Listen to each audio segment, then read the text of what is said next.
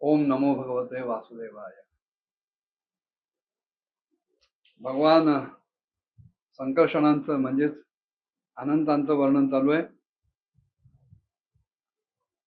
भगवान संकर्षणांची पदकमल अतिशय गोल, स्वच्छ आणि त्या बोटांवरची जी नख आहेत ही मण्यांसारखी तेजस्वी आहे.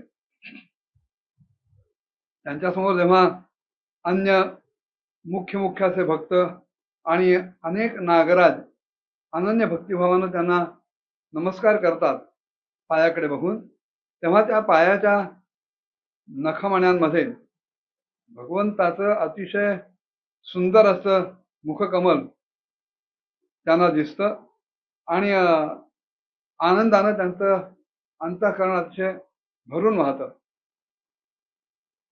त्यांच्याबरोबर आलेल्या अनेक नागराज कन्या ह्या विविध कामनांनी भगवान संकर्षणांच्या अंगावर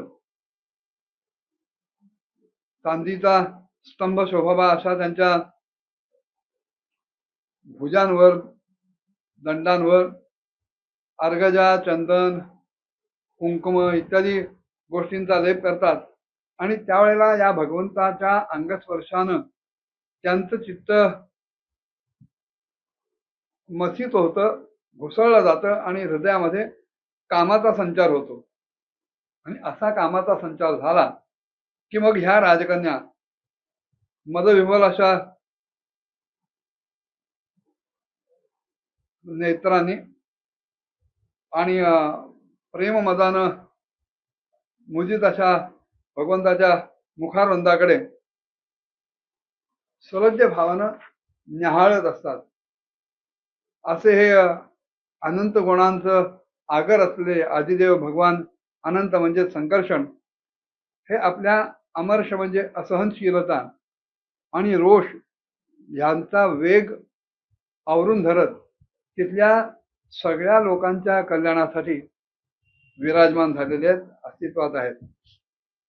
देवता, असुर, नाग, सिद्ध, गंधर्व, विद्याधर आणि सर्व मुनिगण भगवान अनंतांचं ध्यान करत असतात.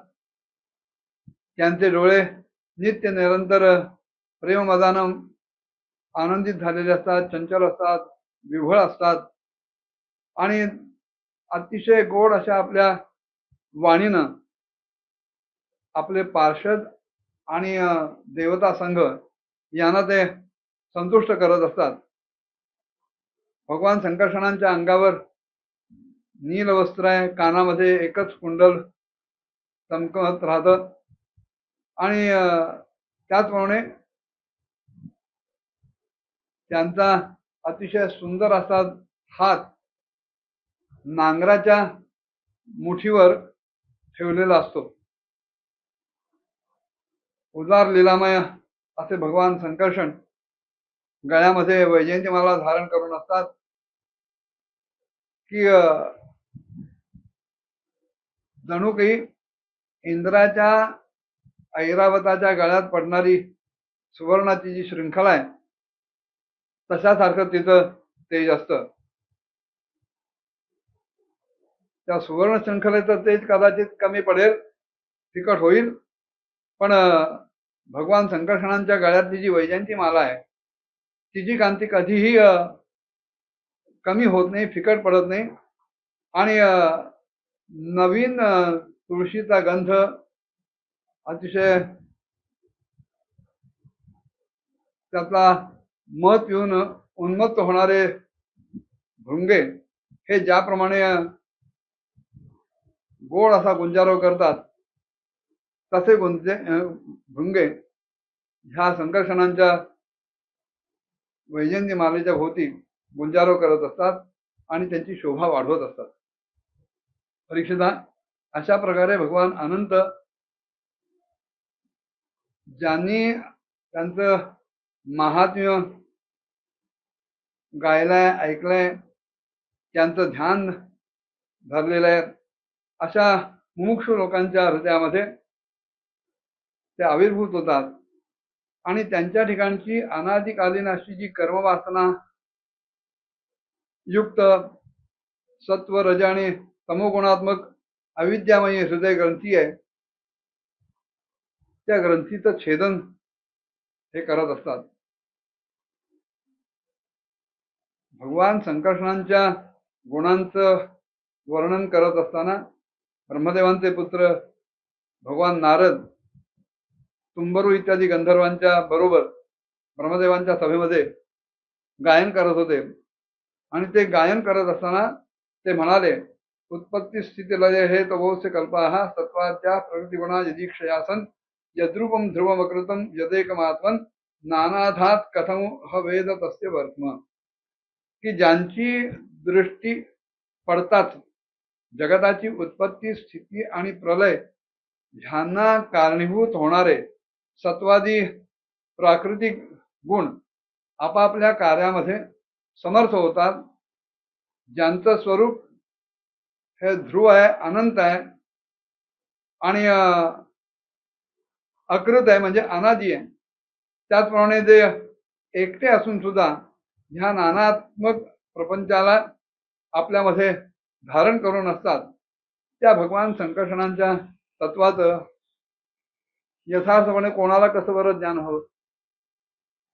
मूर्तींना करुण गुरुकृपया बभार सत्वम संशुद्धम सदसदिदम विभात यत्र यल्लीला मृगपती राजदेन वद्या मादातुम स्वजनमना स्युदार वीर्या. ज्यांच्यामध्ये हा कार्यकारण रूप सगळा प्रपंच दिसतो, भासमान होतो आणि त्याचप्रमाणे आपल्या जवळच्या सगळ्या लोकांचं चित्त आकर्षित करण्यासाठी ज्यांनी अत्यंत वीरतापूर्ण अशी लीला केलेली आहे, अशा त्या उदारवीर्य संकर्षण भगवंतानं आमच्यावर अतिशय मोठी कृपा करून हे विशुद्ध सत्वमय स्वरूप आमच्यासाठी धारण केलेलं आहे.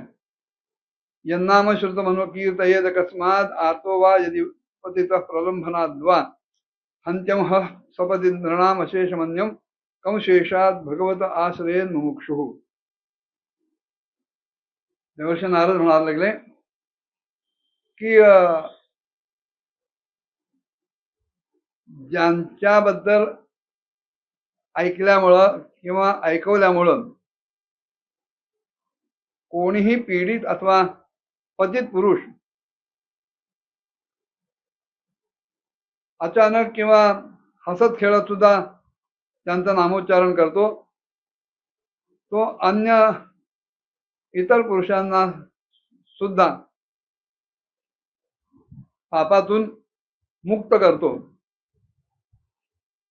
असं सामर्थ्य ज्या शेष भगवान संकर्षणांचं आहे, त्यांच्या व्यतिरिक्त मुमुक्ष माणसं अन्य कोणाचा आश्रय घेऊ शकतील.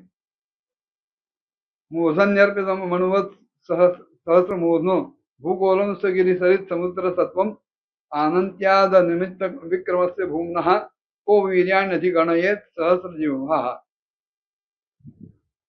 हे सगळे पर्वत, नद्या आणि समुद्र इत्यादींनी युक्त असलेलं हे जे भूमंडळ आहे, हे त्या सहस्रशीर्षा भगवंताच्या एका मस्तकावर एका रजकणासारखं ठेवलं गेलेलं आहे. भगवान संकर्षण हे अनंत आहेत आणि म्हणून त्यांच्या पराक्रमाला सुद्धा कुठल्याही प्रकारचं परिमाण नाही, सीमा नाही. ते अमोद आहे, अगणित आहे. एखाद्याला जरी हजारो जिव्हा असल्या तरी सुद्धा तो त्या सर्व व्यापक भगवंताच्या पराक्रमांची गणना करायचं साहस कसं बरं करेल. एवं प्रभावो भगवान अनंतो ज्वलंत वीर्योर गुणानुभावः मूले रसाया स्थित आत्मतंत्रो यो लीलया क्ष्मां स्थितये विभर्ती. वास्तविक पाहता भगवान अनंतांचं म्हणजे संकर्षणांचं वीर्य म्हणजे पराक्रम, अतिशय चांगले असे गुण आणि त्यांचा जो प्रभाव आहे हा असीम आहे, अवर्णनीय आहे, शब्दातीत आहे आणि असा प्रभाव असलेल्या भगवान अनंतांना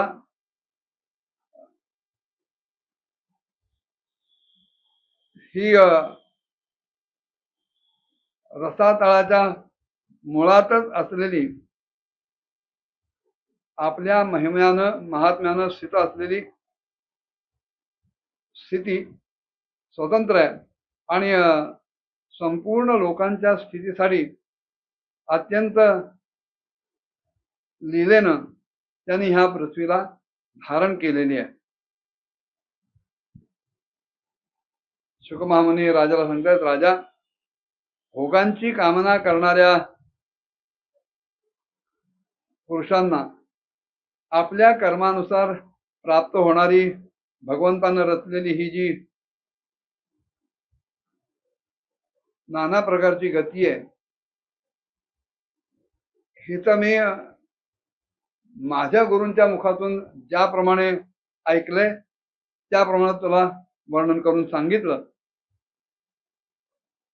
मनुष्याला प्रवृत्तीरूप धर्माच्या परिणामात प्राप्त होणारी जी परस्पर विलक्षण अशी उच्च किंवा नीच गती आहे, ती एवढीच आहे की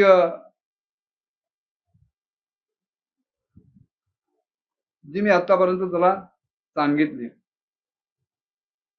आतापर्यंत जे की तुम्हाला प्रश्न विचारलेस त्याप्रमाणे मी तुला उत्तर दिलं. आता ह्यापुढे तुला माझ्याकडनं काय ऐकायचं आहे, काय ऐकण्याची अपेक्षा आहे ते तू मला सांग. हे एवढं सगळं वर्णन झाल्यानंतर राजानं त्यांना एक प्रश्न विचारला की महाराज, लोकांच्या ज्या उच्च नीच अशा गती असतात, त्यांना ज्या गती प्राप्त होतात, त्यांना एवढी विविधता का लाभते? इतके प्रकार त्यांच्या गतींमध्ये कसे संभवतात?